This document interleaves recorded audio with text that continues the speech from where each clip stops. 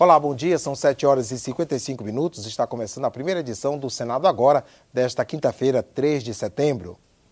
A Comissão de Relações Exteriores vai sabatinar hoje diplomatas indicados para embaixadores do Brasil. Logo depois, os senadores ouvem o ministro das Relações Exteriores, Mauro Vieira. Quem vai acompanhar e traz mais informações sobre esse assunto é a repórter Mariana Abreu. Bom dia, Mariana. Bom dia, André. O ministro das Relações Exteriores deve fazer um balanço sobre o trabalho do Ministério e explicar o processo de escolha de embaixadores brasileiros. Mauro Vieira também deve se pronunciar a respeito da situação na Venezuela. Ele já foi questionado pelos senadores sobre o silêncio do governo brasileiro com relação às supostas violações de direitos humanos no país vizinho. À época, isso foi em março, numa audiência pública aqui na Comissão de Relações Exteriores do Senado, Mauro Vieira disse que a solução para os problemas passaria pelo processo eleitoral. A escolha de novos parlamentares venezuelanos está marcada para o dia 6 de dezembro. Também nessa reunião, Mauro Vieira falou sobre as relações comerciais do Mercosul, o orçamento do Itamaraty e a pretensão do governo brasileiro de ter um assento permanente no Conselho de Segurança da ONU. Na primeira parte da reunião, os senadores analisam a indicação de 2 nomes para exercer o cargo de embaixador do Brasil, na Bolívia e em Honduras. Os indicados são, respectivamente, Raimundo Magno e Breno da Costa. André? Obrigado, Mariana. Confira agora a agenda das comissões do Senado para amanhã desta quinta-feira.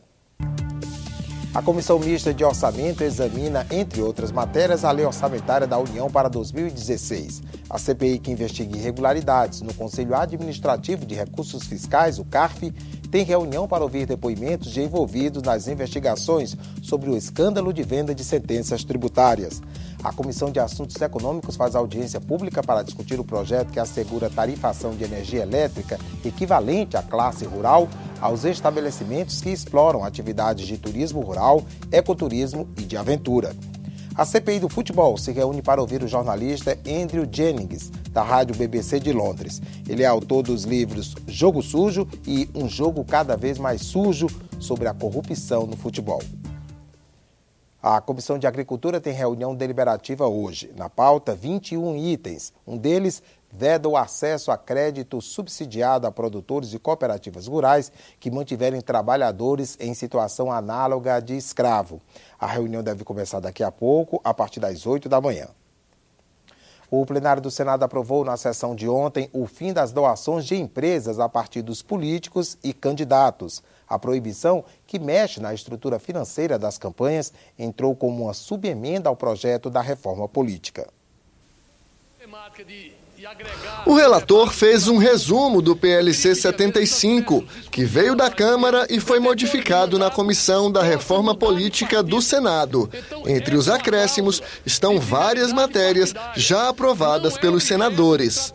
Estão aqui nessa proposta mais transparência, diminuição de gasto de campanha, diminuição de tempo de televisão, portanto menos gasto de campanha, melhor visibilidade das prestações de conta. E mais. Nós estamos também criando a condição dos pequenos partidos se unirem em federação. Nós definimos aqui limite de gasto de campanha por candidato, por tipo de candidatura para cada estado. Nós estamos proibindo placas, cavaletes, faixas, bandeiras, envelopamento de carro, tudo aquilo que representa gastos que tiram a igualdade da disputa eleitoral na ponta. O texto principal foi aprovado com outras mudanças na legislação das pesquisas eleitorais, do fundo partidário e das eleições proporcionais. Mas a polêmica ficou por conta do financiamento de campanha. O relatório de Romero Jucá permitia a doação de empresas a partidos políticos. A proposta dividiu opiniões.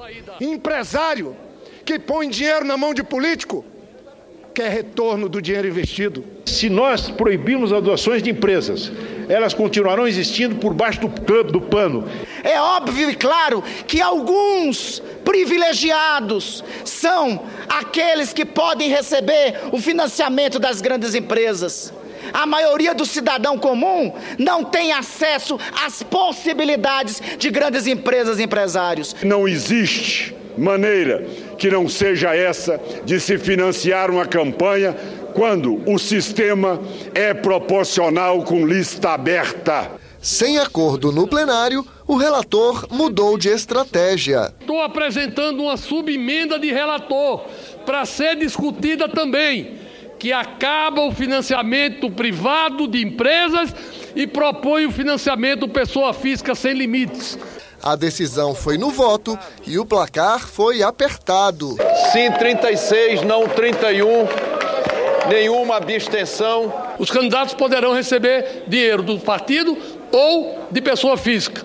Os partidos poderão receber dinheiro do fundo partidário ou de pessoa física. O plenário aprovou ainda uma emenda que autoriza deputados e vereadores a mudarem de partido 13 meses antes da eleição. Outras emendas prevêem que só poderão participar de debates no rádio e na TV candidatos de partidos que tenham pelo menos 4 deputados federais em 2018. E no segundo turno, se um dos candidatos não comparecer ao debate, o adversário poderá usar todo o tempo do programa sozinho. Os senadores também aprovaram o fim do domicílio eleitoral para os candidatos nas eleições municipais e estaduais, a diminuição do tempo de TV para os partidos com menos de 5 deputados e a impressão do voto, que será guardado pela Justiça Eleitoral. A redação final do texto da reforma política ainda tem que ser aprovada antes de seguir para a Câmara dos Deputados. Ficamos por aqui. No decorrer do dia você acompanha outras informações nos boletins do Senado Agora.